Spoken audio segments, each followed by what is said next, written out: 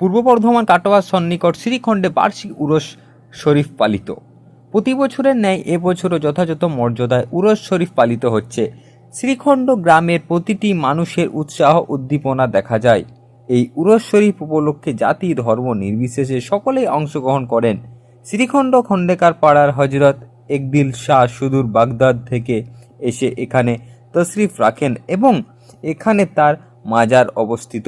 এই মাজারে মানুষ তাদের মনস্কামনার জন্য ছুটে আসেন।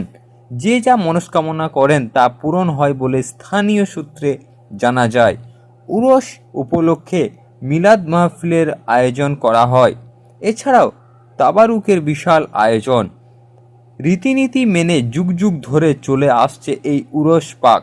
সম্প্রতি এক নজির দেখা যায় এই অনুষ্ঠানকে ঘিরে। সমগ্র অনুষ্ঠানটি পরিচালিত করেন শ্রীখণ্ড খণ্ডেকার পাড়ার বিশিষ্ট লোকজনেরা। কাজী আমিরুল ইসলামের রিপোর্ট, সিউড়ি টাইমস, পূর্ব বর্ধমান।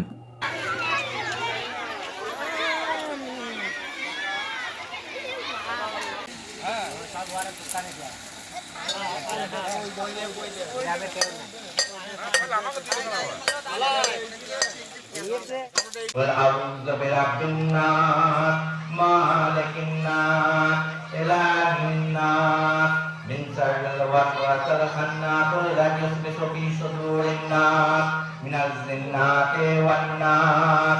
بسم الله الرحمن الرحيم.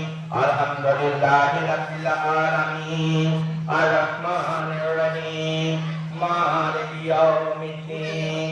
إياك نعبد وإياك نستعين اهدنا الصراط المستقيم. 30 আশ্বিন হজরত একদিল শাহ পাকের উরস পাক। উনি বাগদাদ থেকে বহুকাল আগে এসেছিলেন। আমাদের খন্দকার মিয়াপাড়াতে আছেন। প্রতি বছর আমার পূর্বপুরুষেরা এই উরস পাক পরিচালিত করেন। আমরাও বংশ পরম্পরায় এটা চালিয়ে যাচ্ছি।